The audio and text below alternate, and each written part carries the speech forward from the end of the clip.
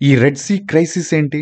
ఈ హౌతీస్ తీవ్రవాదులకి ఈ షిప్పుల్ని హైజాక్ చేసేంత ధైర్యం, దమ్ము ఎక్కడి నుంచొచ్చాయి? ఈ western countries and Islamic countries మధ్య జరిగే యుద్ధం మూడో ప్రపంచ యుద్ధంగా దారి తీయనుందా? Let's get into details. మొన్న డిసెంబర్ 14న టర్కీ నుంచి ఇండియా వస్తున్న ఒక కార్గో షిప్ ని ఈ హౌతీస్ తీవ్రవాదులు హైజాక్ చేశారు. వెంటనే India INS Kochi and INS కోల్కతాని అలర్ట్ చేసింది. ఇమీడియట్ గా 2 యుద్ధ నౌకలు అండ్ ఒక యుద్ధ విమానం అయితే వెళ్లి ఈ హౌతీస్ తీవ్రవాదుల మీద యుద్ధాన్ని జరిపి ఈ నౌకనైతే సేఫ్ గా బ్యాక్ తీసుకొచ్చాయి, అంటే ఇండియాకి తీసుకొచ్చాయి. మరి ఈ హౌతీస్ తీవ్రవాదులకి ఒక 2 కంట్రీస్ మధ్య జరుగుతున్న ఇంపోర్ట్స్ అండ్ ఎక్స్పోర్ట్స్ ని ఆపే అంత దమ్ము, ధైర్యం ఎక్కడి నుంచి వచ్చాయి? ఎస్, ఇరాన్ గవర్నమెంట్ అన్నది ఈ హౌతీస్ తీవ్రవాదుల్ని సపోర్ట్ చేస్తుంది డైరెక్ట్ గానే. ఇది ప్రపంచం అంతా కూడా తెలిసిన సత్యం. మరి మీరు అడగవచ్చు, ఇరాన్ ఇండియా మిత్ర దేశాలు కదా, మరి ఈ హౌతీస్ తీవ్రవాదులు ఇండియాకి వచ్చే కార్గో షిప్ ని ఎందుకు హైజాక్ చేశారు అని. ఎందుకు చేశారంటే వీళ్ళు నమ్ముతున్నారు ఇండియా చెప్తేనే ఇజ్రాయెల్ అన్నది వారిని ఆపుతుంది అని వీళ్ళు నమ్ముతున్నారు.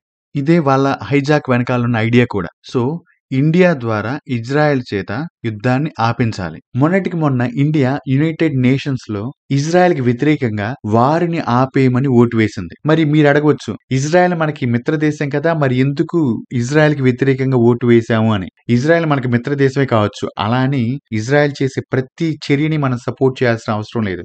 బేసికల్ గా మనకంటూ కొన్ని సిద్ధాంతాలున్నాయి. ఇండియా అన్నది యుద్ధానికి వ్యతిరేకం. అందుకనే యునైటెడ్ నేషన్ లో ఇండియా ఇజ్రాయెల్ కి వ్యతిరేకంగా యుద్ధాన్ని ఆపమని ఓట్ చేసింది.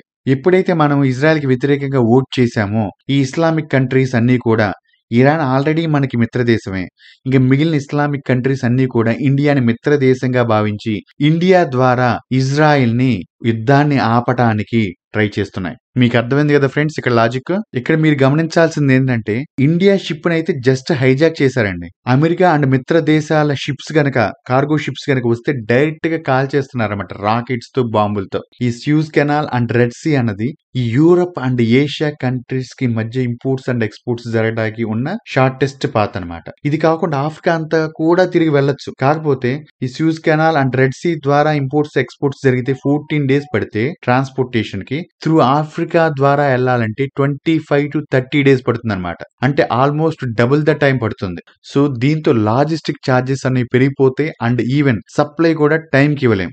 బ్రిటిష్ పెట్రోల్ అండ్ మరో 10 కంపెనీస్ అన్ని కూడా డైరెక్ట్ గా డిక్లేర్ చేసినాయండి, ఈ రెడ్ సీ క్రైసిస్ అన్నది స్టాప్ అయ్యేంత వరకు మేము ఎటువంటి షిప్మెంట్ చేయమని. ఇది చూసారా ఫ్రెండ్స్, ఇది ఎంతవరకు వెళ్తుందో. ఇదేదో మనము ఒక ఇజ్రాయెల్ అండ్ పాలస్తీనా మధ్య జరిగే యుద్ధంగా చూడొద్దు. ఎందుకంటే ఇది గ్లోబలైజేషన్ లో ఎవడో ఎక్కడో తుమ్మితే ప్రపంచం అంతా స్తంభించిపోతుంది. మీరు చూసారు కదా లాస్ట్ 3 years బ్యాక్ ఏమైంది. చైనాలో కోవిడ్ అనే వైరస్ వస్తే ప్రపంచం అంతా స్తంభించిపోయింది. 80 లక్షల మంది చనిపోయారు. అలానే రష్యా అండ్ యుక్రెయిన్ మధ్య యుద్ధం కూడా ఆల్మోస్ట్ అంటే ఇంత భారీగా, అంటే హమాస్ అండ్ ఇజ్రాయిల్ యుద్ధం అంత భారీగా ఇంపాక్ట్ చేయకపోయినా ప్రపంచాన్ని పార్షియల్ గా ఇంపాక్ట్ చేసింది. కానీ ఇప్పుడు ఏమవుతుందంటే అమెరికా మిత్ర దేశాల షిప్పింగ్ ని ఈ హౌతీ తీవ్రవాదులు ఎలో చేయట్లేదు కాబట్టి ఈ వెస్టర్న్ కంట్రీస్ అంటే అమెరికా అండ్ మిత్ర దేశాల కంట్రీస్ కి అండ్ ఇస్లామిక్ కంట్రీస్ కి మధ్య ఒక యుద్ధాన్ని అయితే మనం ఎక్స్పెక్ట్ చేయొచ్చు. అమెరికా తన మిత్ర దేశాలతో కలిసి ఆల్రెడీ యుద్ధ నౌకల్ని రెడ్ సీ ప్రాంతంలో గస్తీకి ఉంచాయండి. వీళ్ళు రెడీ అవుతున్నారు హౌతీస్ తీవ్రవాదుల మీద యుద్ధానికి, అంటే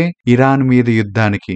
ఈ యుద్ధం అన్నది మూడో ప్రపంచ యుద్ధానికి దారి తీస్తుంది అని చెప్పటంలో ఎటువంటి సందేహం లేదండి. యుద్ధం అంటూ వచ్చిందంటే అది మూడో ప్రపంచ యుద్ధమే అవుతుంది కంపల్సరీ. అటు కొన్ని దేశాలు ఇటు కొన్ని దేశాలు వెళ్ళిపోతాయి. అంత క్లిష్టమైన పరిస్థితిలో ఉన్నామండి ఇప్పుడు మనం అయితే కనుక. సో చూడాలి మరి ఏమవుతుందో. ఈ ప్రాబ్లం అయితే త్వరగా సాల్వ్ అయిపోవాలి, అందరూ కూడా బ్యాక్ టు నార్మల్ అయిపోవాలని ఆశిద్దాం. దీని గురించి మీరేమనుకుంటున్నారో కామెంట్ చేయండి. Thanks for watching.